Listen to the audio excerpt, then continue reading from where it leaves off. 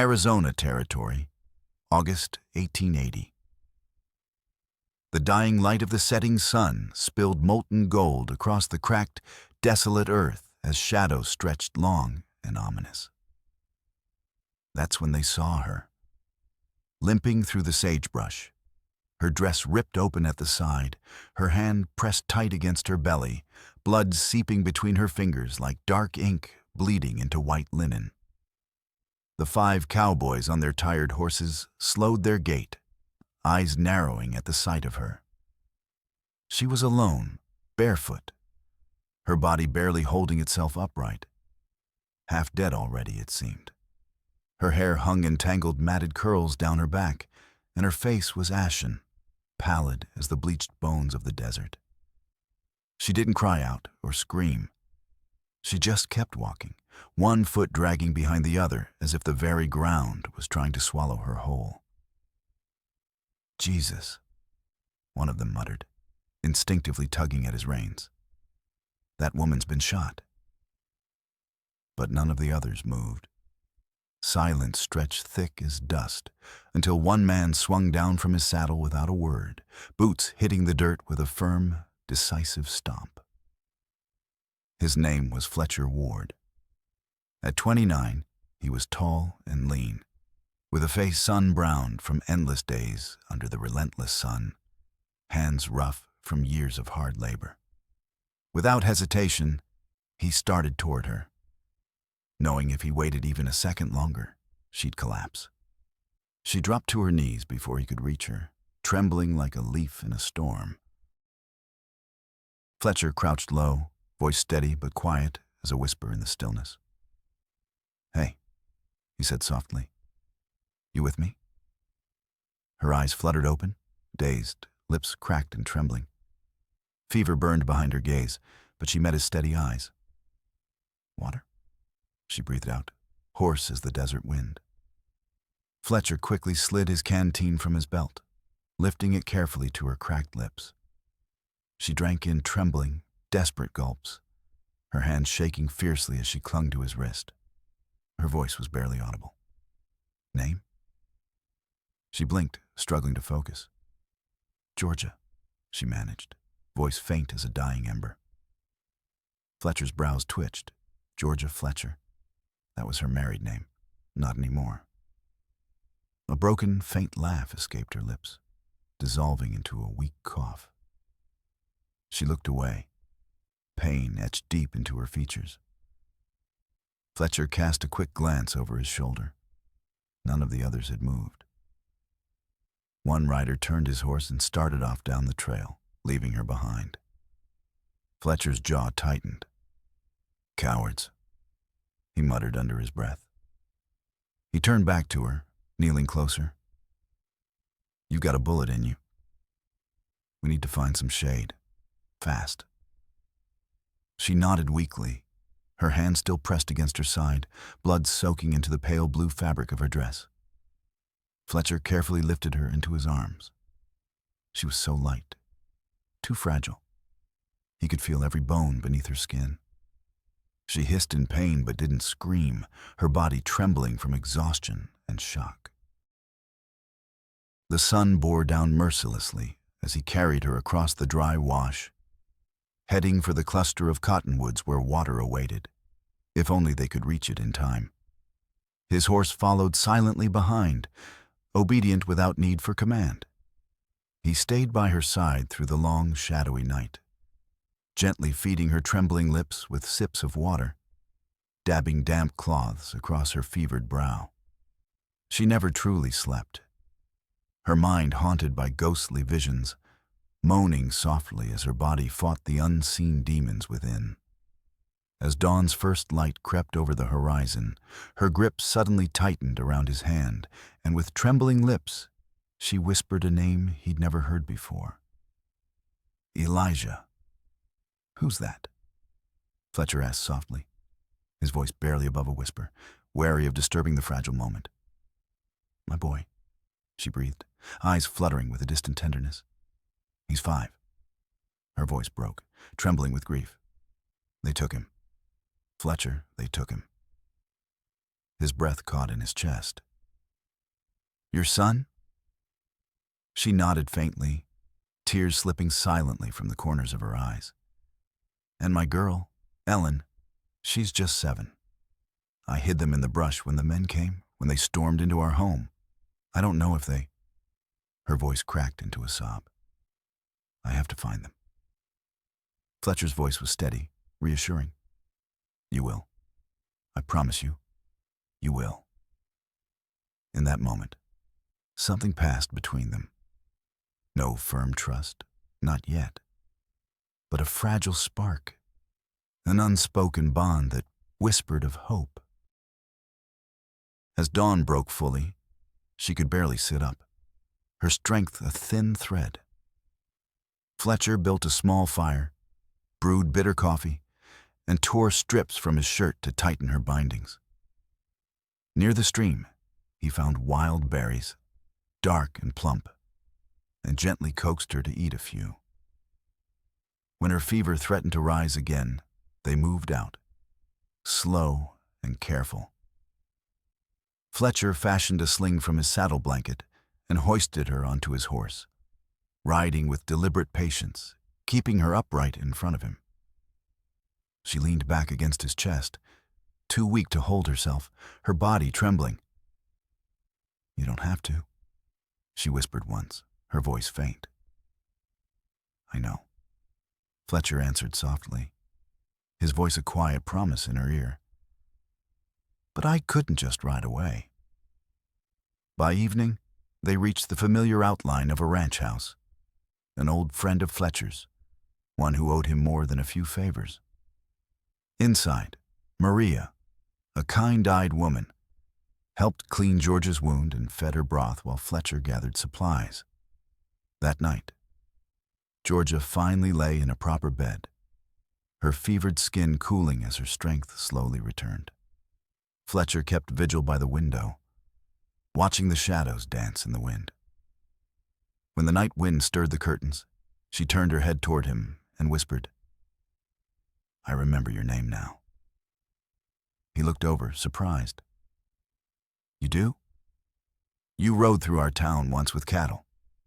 You bought peaches from my stand. He frowned, trying to recall. Then a slow, crooked smile tugged at his lips. That's right. I thought you were beautiful. He chuckled softly. You should have said something. I was married then. His smile faded, shadows flickering across his face. My husband died last year. Fever took him. Fletcher nodded solemnly. I'm sorry. She shook her head softly. I'm not. Her voice was quiet, almost embarrassed. He moved closer, crouching beside her bed. Her skin no longer carried the flush of life, and her eyes had cleared of their haunted fog. Fletcher found her sitting silently on the back porch of Maria's house, wrapped in a faded, patchwork quilt, her gaze fixed on a pair of magpies locked in a frantic battle over a crust of bread. She didn't turn when he stepped into view, but her posture shifted subtly, a quiet acknowledgement that she recognized the sound of his boots. Without a word, he handed her a battered tin cup, still warm from the fire. She took it with both hands, careful not to meet his eyes just yet. Maria said you were up before the sun. She finally broke the silence, voice low and gravelly. He nodded. Had to speak to a man in town. His eyes darkened. Name's Cowboy. He's got ears in places most folks wouldn't believe. Her fingers clenched around the tin, knuckles white. About my children, she said softly. Fletcher's jaw tightened. A wagon came through Santa Rosa 3 days ago. 2 children with it. The boy had a limp. The girl wore a locket. The description fits. Her grip on the cup grew tighter. Did he say who had them? They're with a man called Pike Crenshaw. Used to run horses up in Prescott. Got himself into debt with the wrong sort of folks. Now he's been roaming ever since, staying off the main trails. Word is, he's headed east, trying to stay under the radar. She took a slow sip, her gaze fixed on the distant horizon, where the first hints of dawn brushed the sky. Fletcher's voice was gentle but firm. He wasn't the man who took the wagon, but he might have bought it. That's enough to make her blood run cold. A tense silence stretched between them, broken only by the whisper of wind stirring dry grass along the fence line. "I should be the one riding after them," she finally said, voice trembling with resolve. Fletcher's eyes narrowed. "You're not ready for that." Her jaw clenched. "I won't be kept behind like some broken thing," she snapped. He kept his voice calm but firm. "No one's stopping you. But if you try to ride now, that wound will tear open wide. And then you'll be no good to anyone, least of all those kids." She looked away, jaw tight as a trap. Her pride was a sharp-edged thing, quiet but fierce. Fletcher respected that, even when it scraped against him. He lowered himself to sit beside her, arms resting on his knees. "I know someone in Winslow," he said softly. "An old friend who runs with the express riders.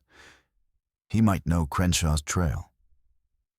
She studied him in silence, her eyes searching his face. "Why are you doing this?" she asked silently. "You already asked that," he thought. "I want a better answer." He didn't look at her when he spoke, voice steady and low. "I grew up watching my mother wait for someone who never came back. Every day she'd walk down to the road, standing there in hope, hoping someone might bring news, hoping the wind would carry him home. That's what happens when someone's stolen from you. You wait, and it eats you from the inside out." She was quiet for a moment, then whispered softly, "Your father. He went out one winter to settle a debt. Never came back." Maria stepped out onto the porch, her hands wiping the dust from her apron as the first light of dawn crept over the horizon. "Your horse is ready," she called softly to Senior Fletcher, her voice carrying the quiet strength of a woman used to hard days and harder nights. He nodded, brushing loose dirt from his trousers, and replied, "I've given him oats." Her gaze flicked toward Georgia, who lingered in the shadows, hesitant. "If you need anything, just holler," Maria added, then turned and slipped inside, leaving the two men to their business. Fletcher's eyes followed her for a moment before he shifted his weight, speaking low, "I'll be back by dusk. Stay off your feet as much as you can." Georgia raised an eyebrow, her voice sharp with a hint of defiance. "You always bark orders at women like that." He offered a faint shrug, a ghost of a smile playing on his lips. "Only the ones who scare me," he murmured. That soft reply earned her a faint, almost shy smile. Neither full nor fleeting, but lingering like the promise of a storm. Even as he mounted his horse and rode down the trail, she watched him until the dust swallowed him from sight, her gaze unwavering. Inside, Maria had prepared a basin of cool water and laid out a clean shift.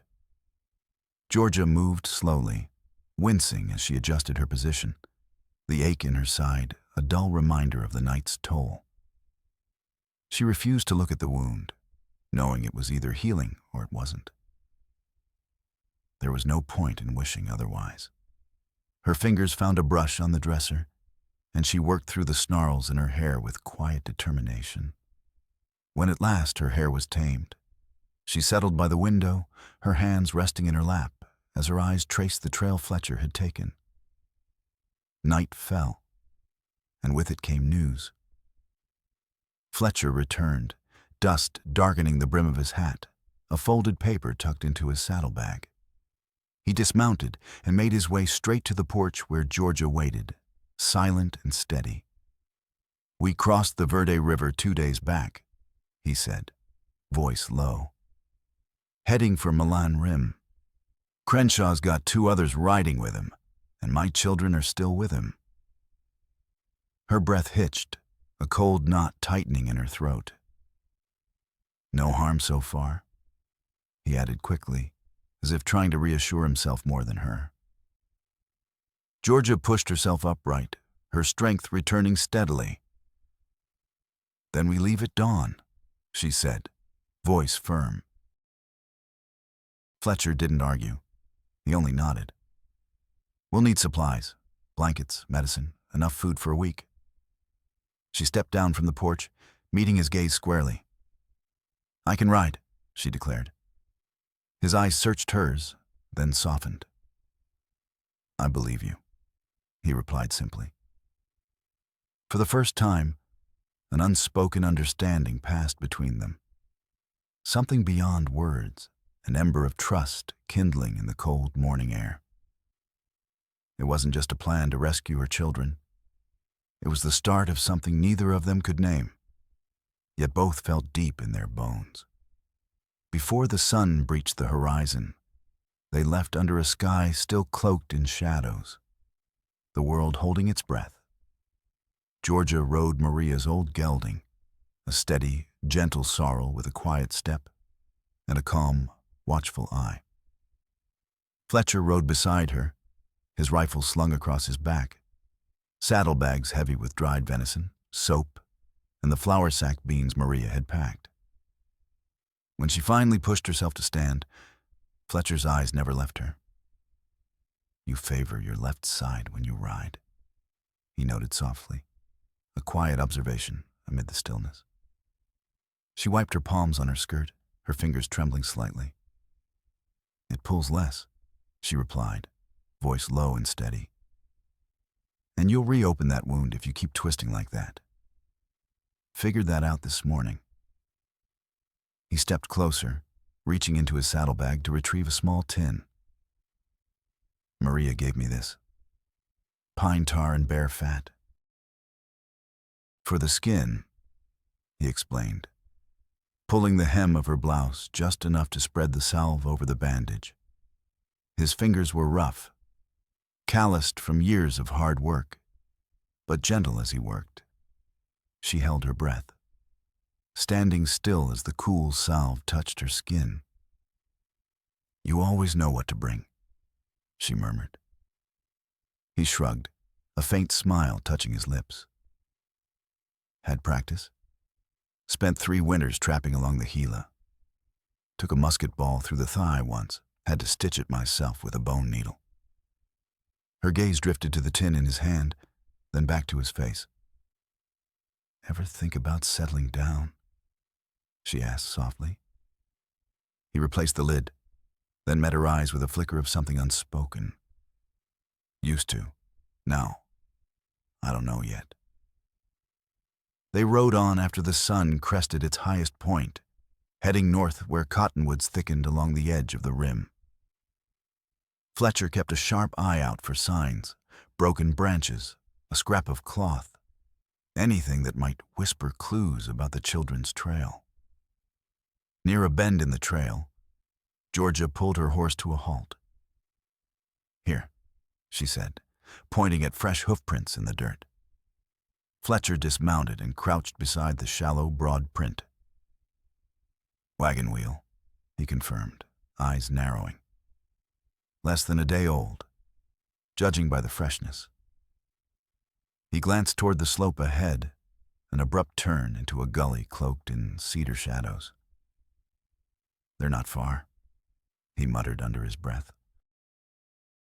As the sun dipped lower, they arrived at a clearing where a fire had once burned, cold ashes scattered across the ground.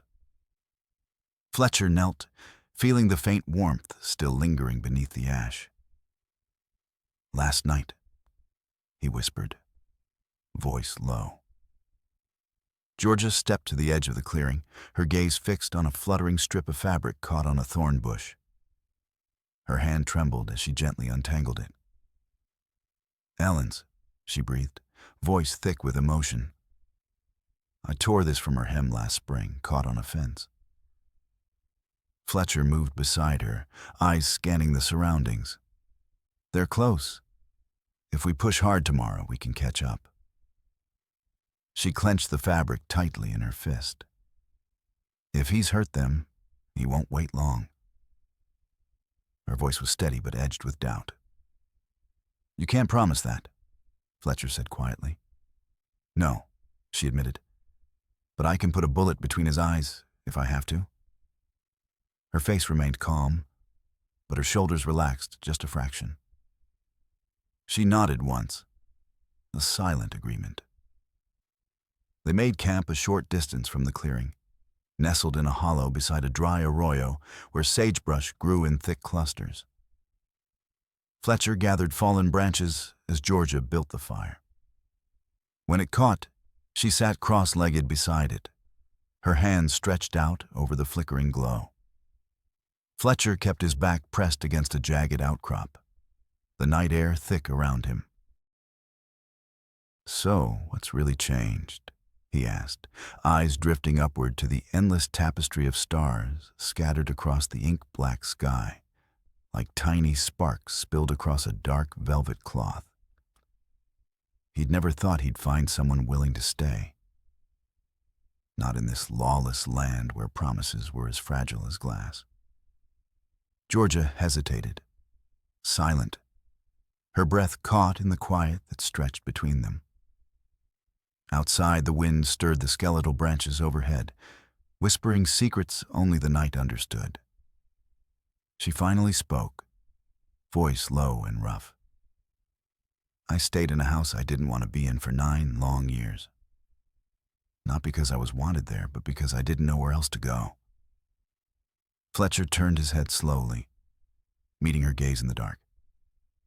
And in that moment, she looked back at him, a flicker of resolve burning behind her eyes. Now, she whispered, I know better where not to stay. Without a word, he eased down beside her, close enough to feel the faint warmth of her shoulder, yet not touching. The dying fire cast flickering shadows, and the cool night air settled in, but neither of them moved. When she spoke again, her words were barely more than a breath. Tomorrow I'll get them back. Fletcher's voice was steady but soft. You will, he replied, pausing as if weighing the future. Then, after a long silence, he added, Then we'll see. Georgia closed her eyes, surrendering to the quiet. Fletcher lay still, listening to her steady, even breath beside him, the rhythm of a heart determined to survive. He watched the last ember of the fire fade into darkness, the sky turning an inky black that seemed to swallow the stars whole. Slowly, he let himself drift into sleep, knowing dawn would arrive sooner than either of them wished, bringing new dangers and uncertain hopes alike. At first light, they broke camp beneath a pale, washed-out sky, the remnants of their fire buried beneath the cool earth. Georgia moved with purpose, her hands steady but careful, not asking for help. Fletcher watched her tighten the saddle girth with a firm grip, her face a mask of quiet resolve. That morning's silence wasn't heavy. It was thick, like the space between lightning and thunder, full of unspoken questions. They followed the faint wagon tracks heading east, where the rugged rim dropped sharply into terraces, and the sparse juniper trees gave way to towering ponderosas. The trail wound narrow and twisting through rocky shadows, a serpent slithering through the landscape. A lone hawk circled high above, then vanished behind a distant ridge, as if watching them. Around mid-afternoon, Fletcher brought his horse to a halt, raising one hand in a silent signal.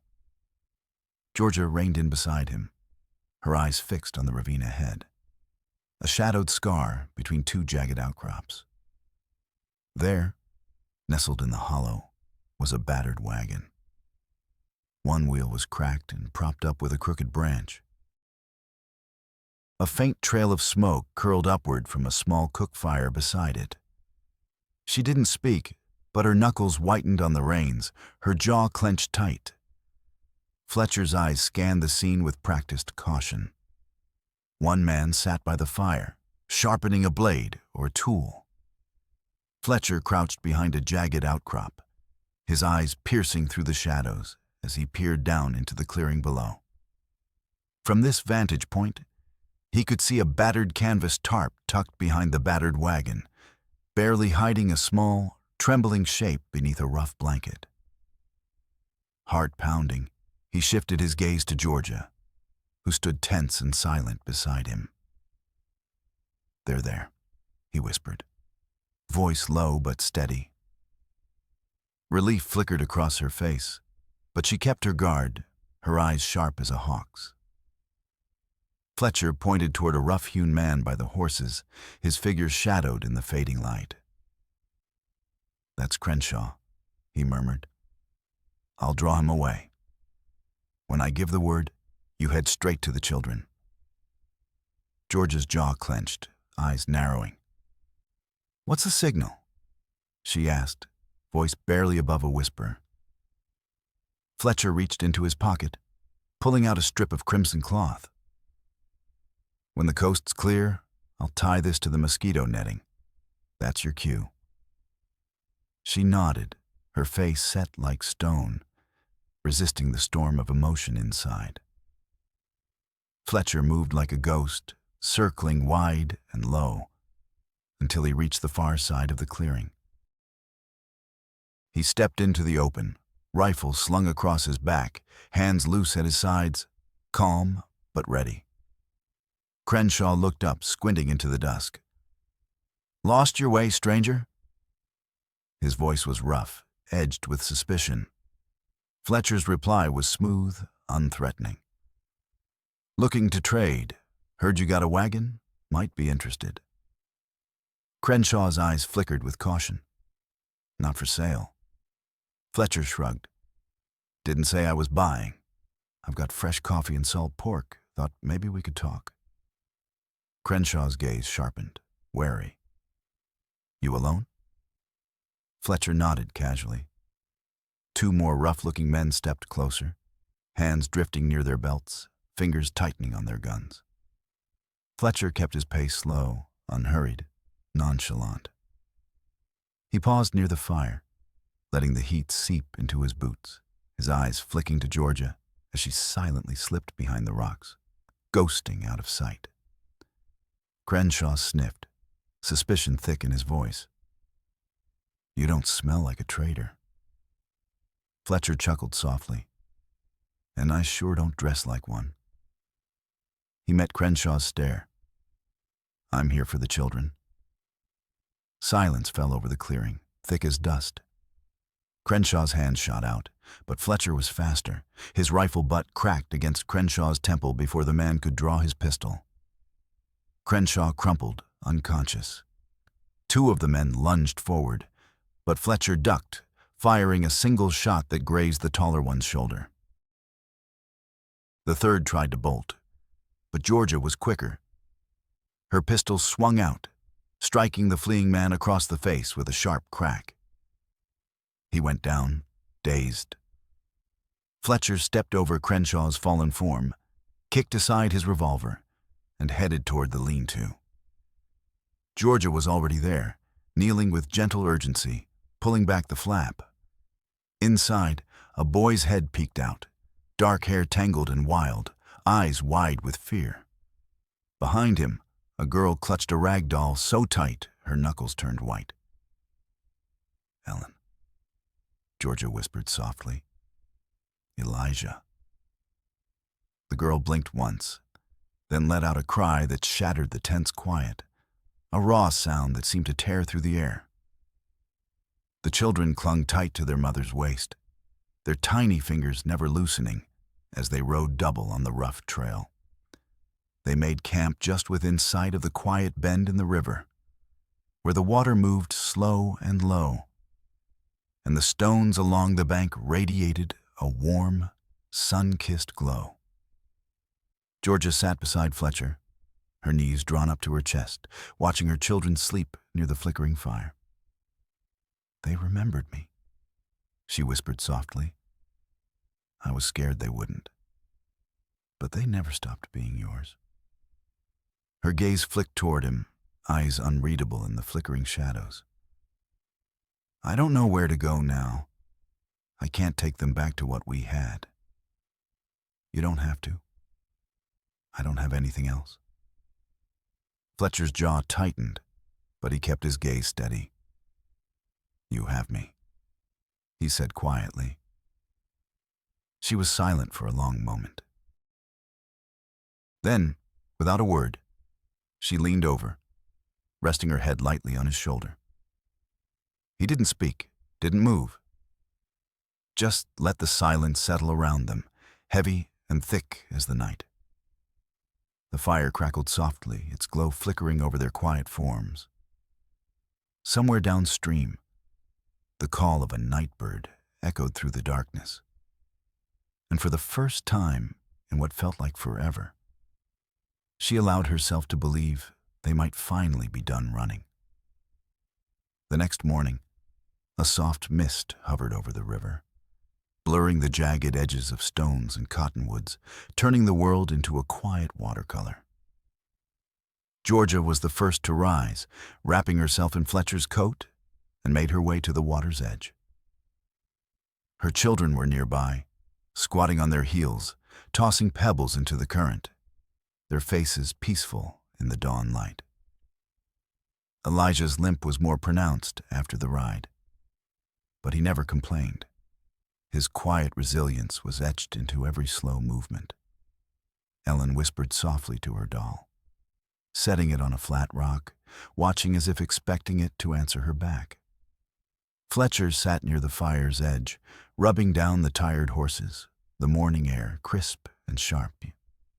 Georgia approached quietly, her boots damp with dew. "Did you sleep?" he asked without turning, voice low and rough. "I did," she replied.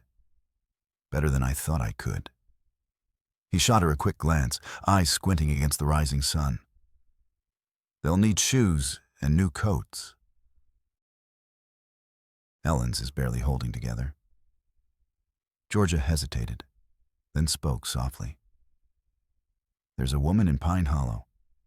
She used to sew for my sister. Might still have a machine. The town's not far, half a day if we cut through the West Ridge." She paused, doubt shadowing her voice. "Fletcher, I don't know if I can show my face there." He put the brush down and sat upright, eyes steady. "No one has the right to judge you," he said simply. "They do," she countered, arms crossing over her chest. "They'll see a widow with 2 children, no land, no name, just one she never chose. They'll remember what I ran from, not what I ran toward." He rose slowly, facing her. "Then let them remember. You didn't leave because you broke. You left because you survived. That's no shame." Her hands trembled slightly as her gaze drifted across the river. "I want them to have a life.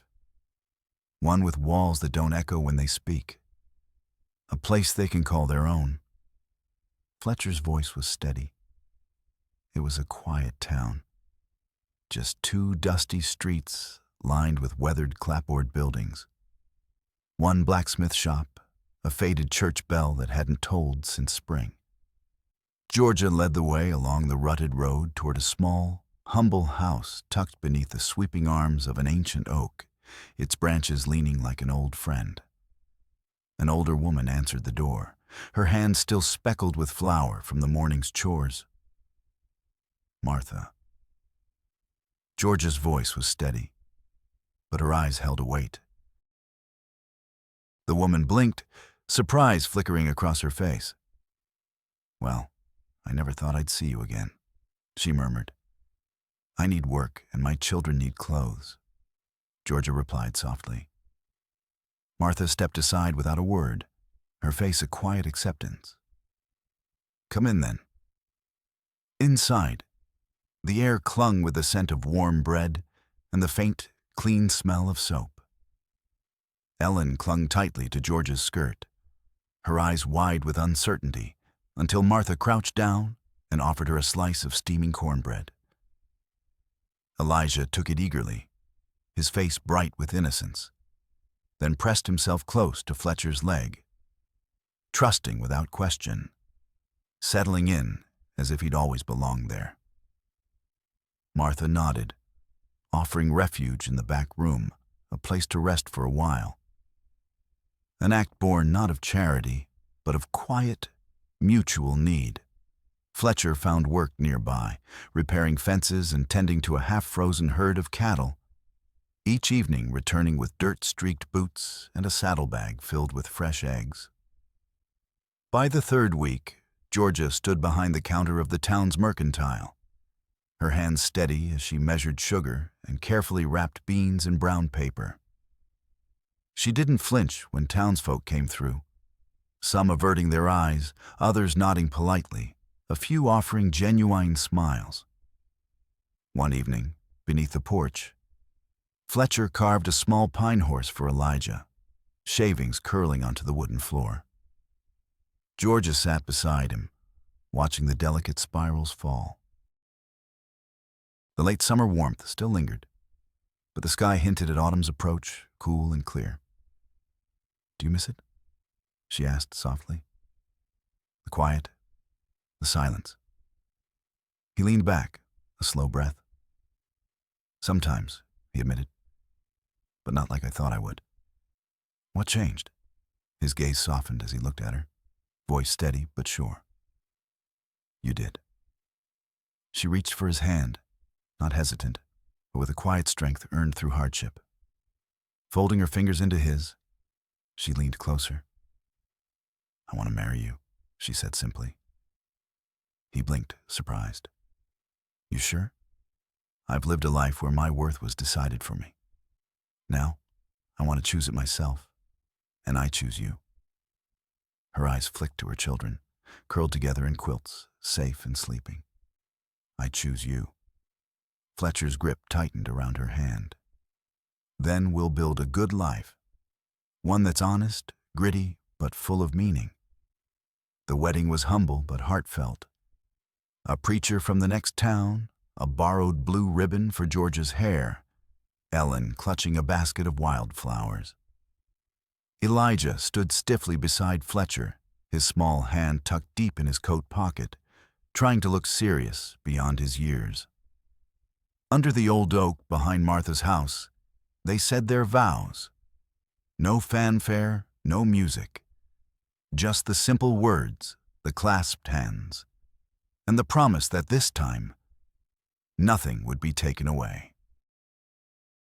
When they finally kissed, it was the kind that refused to be hurried, the kind that whispered, "We've waited long enough." That night, with the house silent and the children peacefully tucked away, Georgia lingered in the doorway of their room, her eyes fixed on Fletcher as he lit the last flickering lamp. The glow cast a golden hue across his face, making him seem almost otherworldly. He turned toward her, his expression soft yet filled with quiet certainty. "You look like someone I dreamed into existence," he whispered. Without hesitation, she stepped inside, gently closing the door behind her, sealing their moment. They didn't need words that night. Their silence spoke volumes, echoing the years of longing and love they'd carried in their hearts. Time moved on. Georgia took the reins of the family's mercantile when the old owners bowed out, while Fletcher cultivated a patch of earth behind their home, growing vegetables and tender roses, tending to life's quiet bounty. Ellen learned to read with eager eyes, and Elijah straightened his back a little more with each passing spring. They built a porch swing that swayed softly in the evening breeze and raised chickens whose squawks pierced the dawn like a wild chorus.